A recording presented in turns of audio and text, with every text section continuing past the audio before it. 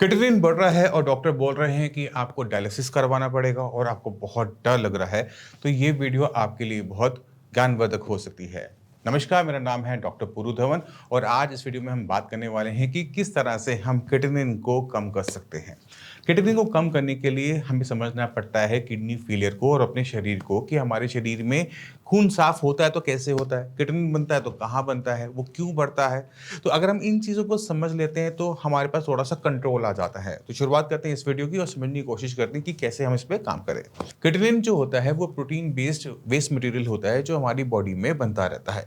वो हर किसी की बॉडी में बनता है, आपकी बॉडी में भी बनता है, मेरी बॉडी में भी बनता है और सेम मात्रा में बन रहा होता है। फ़र्क सिर्फ इतना है कि एक किडनी फेलियर पेशेंट की बॉडी में क्योंकि किडनी कम काम कर रही है तो क्रिएटिनिन बाहर नहीं जा पा रहा होता। वो ब्लड में इकट्ठा होना शुरू हो जाता है।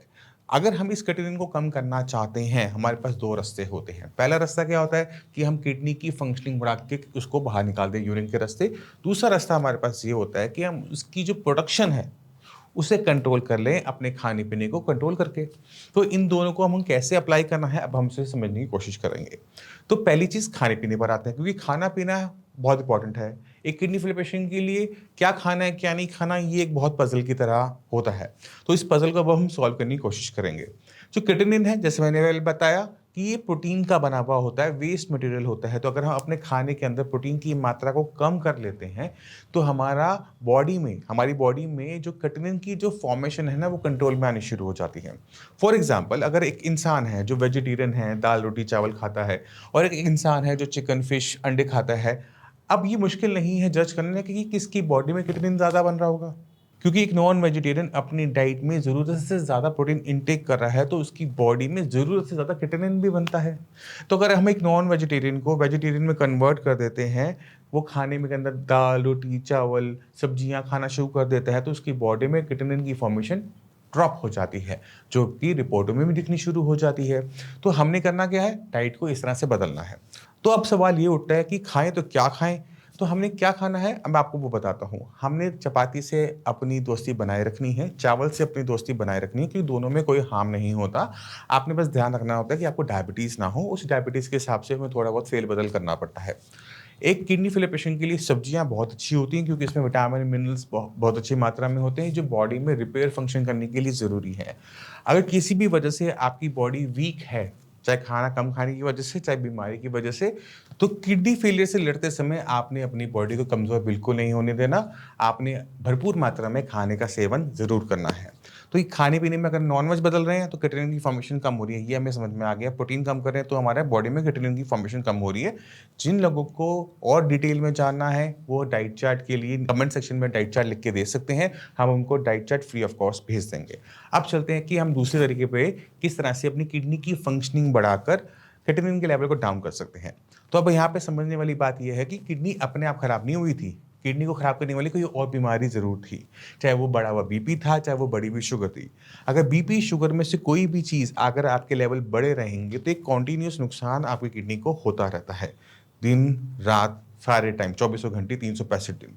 तो सबसे पहला काम करना पड़ेगा वो है आइडेंटिफिकेशन कि आपके केस के अंदर आपकी किडनी को खराब करने के पीछे कारण क्या था। अगर वो कारण कंट्रोल में करने लायक है, यानी बीपी कंट्रोल करने लायक है, शुगर कंट्रोल करने लायक है, चाहे उसके लिए मेडिसिन बढ़ानी पड़े, चाहे डाइट में बदलाव करना पड़े, तो पहला काम बीपी, शुगर को कंट्रोल में लेकर आना है किसी भी कीमत पे। एक बार बीपी, शुगर कंट्रोल में आ गए तो किडनी का जो कंटीन्यूअसली नुकसान हो रहा है वो रुक जाएगा। अब नुकसान जब रुक गया तो क्रिएटिनिन बढ़ना भी रुक जाएगा। अब जब क्रिएटिनिन बढ़ना रुक जाएगा तभी तो डाउन होना शुरू होगा। अब आपने करना क्या है, आपने अब किडनी की फंक्शनिंग पे काम करना है। आपने अपना खाना बदला, आपने वो कारण हटा दिए जिसकी वजह से आपकी किडनी को नुकसान हो रहा था। तो आप यहाँ पर क्या है ना, बॉडी को हमने बस थोड़ा-सा सपोर्ट करना होता है। अगर हम बॉडी को थोड़ा-सा सपोर्ट करना शुरू कर देते हैं, तो बॉडी अपने आप हीलिंग प्रोसेस में जाना शुरू करती है और क्रिएटिनिन डाउन होना शुरू होता है, जैसे इन पेशेंट के साथ हुआ। आज हमारे साथ हैं संजना मेहता जी। संजना मेहता जी, आपको किडनी की दिक्कत कब पता लगी थी? कम से कम 4 से 5 साल पहले। तब क्रिएटिनिन लेवल कितना था? उस टाइम 1.2 के आसपास था। और जब आप पिछले महीने आए थे, तब आपका क्रिएटिनिन लेवल कितना था? 11 पॉइंट। और इस बीच में आपने किसी से ट्रीटमेंट तो लिया होगा? नहीं। ट्रीटमेंट ही नहीं लिया कोई? नहीं, वो अंग्रेजी दवाइयाँ ली थी बस। अंग्रेजी दवाइयाँ हाँ, ली थी। और जब लास्ट टाइम आए थे डॉक्टर ने कुछ बोला था कि डायलिसिस के लिए बोला था। डायलिसिस के लिए बोला था, 11 के लेवल पे डायलिसिस बोला हुआ था। और अभी लेवल कितना है? 6 पॉइंट। 6 पॉइंट है। तो अब 1 महीने की दवाई में आपका 11 से 6 पर हाँ। आया है। तो आपको अपने शरीर में कोई बदलाव नज़र आ रहा है? बताओ। पहले ज़्यादा वीकनेस रहती थी, अब कम है। ठीक है। भूख खुली थोड़ी-सी हमारी, हाँ। बीपी ठीक रह रहा है। हाँ भी। तो संजना जी की जो कंडीशन है वो है डायबिटिक नेफ्रोपैथी की, जिसमें डायबिटीज़ की वजह से इनकी किडनी को डैमेज हुआ। शुगर तो इनकी आज भी हाई है, तो इन्होंने डांट खा ली है, अब और नहीं पिलाएंगे। ठीक है, इंसुलिन लेती हैं। डायलिसिस की जो कंडीशन हुई थी वो एक ऐसी बीमारी जिसको हम बहुत हल्के में लेते हैं, डायबिटीज़ उसकी वजह से हुआ था।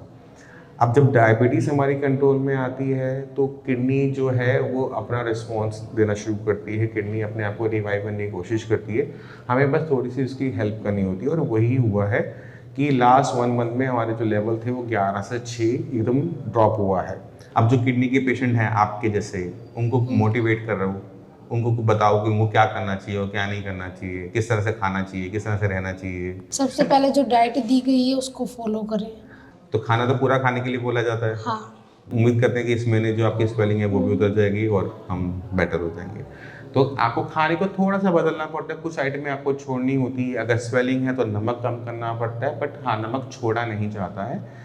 और थायराइड का खास ध्यान रखा जाता है जहाँ पर स्वेलिंग होती है। तो छोटे छोटे बदलाव होते हैं, पेशेंट को उसे समझना चाहिए, उसे अप्लाई करना चाहिए, फिर हमें रिजल्ट्स इसी तरह से अच्छे मिलते हैं। तो आपने खुद देखा कि किस तरह से क्रिएटिनिन डाउन हो सकता है, पर ज़रूरी क्या होता है, अपनी बॉडी को समझना, बीमारी को समझना। जब आप अपनी बॉडी को, बीमारी को समझना शुरू कर देते हो, तो बहुत कम टाइम के अंदर आपको रिजल्ट्स दिखने को मिल जाते हैं, जैसे इन पेशेंट्स को मिले। मैं उम्मीद करता हूँ इस वीडियो से आप समझ गए होंगे कि किस तरह से हम अपने क्रिएटिनिन को कम कर सकते हैं, डायलिसिस से बच सकते हैं या डायलिसिस को अवॉइड कर सकते हैं। फिर भी माइंड में कोई भी डाउट है, जो कुछ भी पूछना चाहते हो, मोस्ट वेलकम है। डॉक्टर्स की पूरी टीम है, आप आके मिल सकते हैं। इसी से चलने की आज्ञा चाहूँगा। मिलते हैं अगली वीडियो में, तब तक के लिए नमस्कार।